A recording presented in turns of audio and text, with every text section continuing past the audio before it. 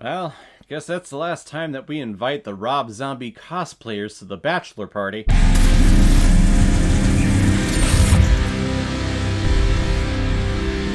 Stag Night, released in 2008 and is directed by Peter A. Dowling, who's also behind such films like Flight Plan, Reasonable Doubt, Sacrifice, and Black and Blue. And this film is starring Kip Purdue, Vanessa Shaw, Breckin Meyer, Scott Adkins, Carl Geary, and Sarah Barron. And the reason why we're talking about Stag Night today is because it was a PayPal recommendation and donation from a big-time contributor and supporter of this channel, David Klimoff. Thank you very much for the recommendation of a film that I've never heard of before and definitely would not have gone out of my way to go see it, and now that I have seen it, probably will never go out of my way to watch it ever again. So if anyone else out there also wants to be like David and help support me and contribute to this channel, you can select the QR code that is in the bottom left corner of your screen right now. Send over your donation of $5 or more with your movie recommendation, and if I have access to it, I will watch it, review it, and give you a little shout out just like what I did with David here. 4 men on a bachelor party in New York ride the subway and, along with 2 strippers from the club, accidentally get off at a station that closed down in the 1970s. Trapped in the tunnels beneath New York, they witness the murder of a transit cop by 3 transients and find themselves on the run for their lives. That's the plot synopsis listed on Wikipedia for this film, just because I didn't want to put forth the effort into describe the stupidity of this movie to you. I wanted someone else to have done that already for you. I feel like this movie was made like on the tail of just like the Hot Topic generation, like movies like Butterfly Effect and The Jacket. Just movies that are there to kind of creep you out and have dark lighting and shaky cam. Oh my fucking god. The camera in this movie does not know how to stay still. And it's not shaky cam as if it's like found footage. No, this is just shaky cam for the sake of shaking the camera to make it seem like the action and the things that are happening are so intense and so action-packy that even the camera shakes. Oh, it's one of the Rob Zombie cosplayers.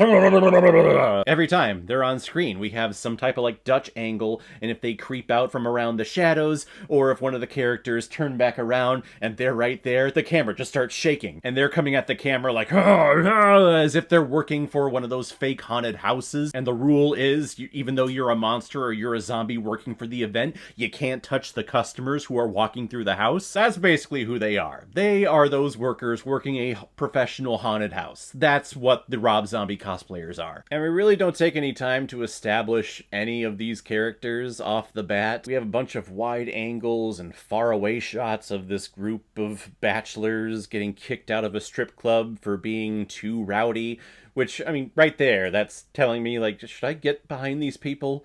You got kicked out of a strip club. Like, that's... I'm sorry.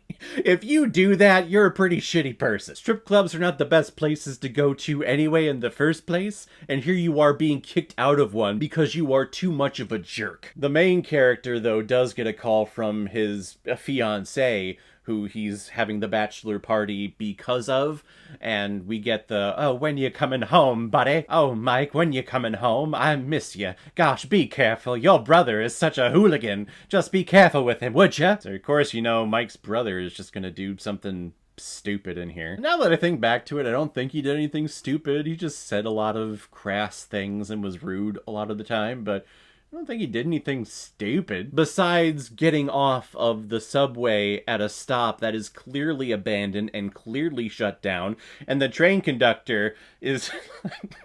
Why did he even stop there? He stops, they get off, and they start arguing, and he's just counting down the clock to press the button and continue on his merry way, yet they're the only ones on the train.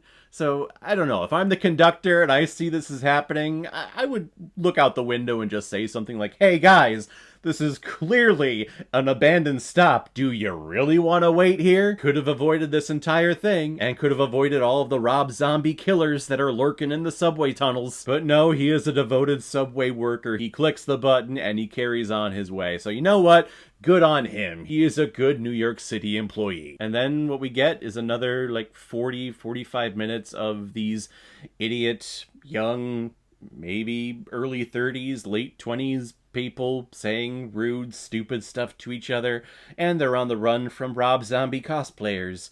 And when they do get caught, it's like the director saw that death scene in Saving Private Ryan, you know, the one that everyone talks about, the slow knife impaling and death. Well, we get that, like, 5 different times in here.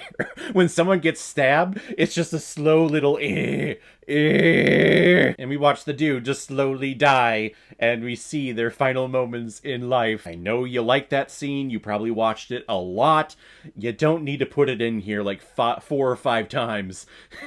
You can come up with a different type of kill, I'm sorry. And I've already mentioned the just atrocious shaky cam in here, not to mention just the lighting choices. I know we're in the subway tunnels, so it's dark, it's damp, it's disgusting, but gosh, this thing could have also been lit so much better. Or as my alma mater would say, something more better. This is one of those direct-to-DVD films that belong in the $1 bin at Walmart, or you go to a dollar store or Goodwill and you see it on the shelf for 50 cents. And then you go through the effort of standing in line at the Goodwill to buy this thing, only to get home to realize, oh yeah, I don't have a DVD player anymore. Who has those types of things? Let me just chuck this in the trash. That's exactly what you would do with this movie, and that's the quality of movie that you get with this film. I'm gonna give Stag Night 1 out of 5 Blu-rays. What? No! So guys, if you've seen Stag Night, what did you think about it? Or if you've never seen it before and you stumbled across it because of this video, then please comment below and let me know what you thought about it. And as always, if you like what you see here, if you like my take on movies, then hit the subscribe button and make sure you hit that bell. See you the next time I release my next movie review. So guys, I will see you next time on the channel, but in the meantime, be well, be good to each other, and go watch a movie. Take care, guys.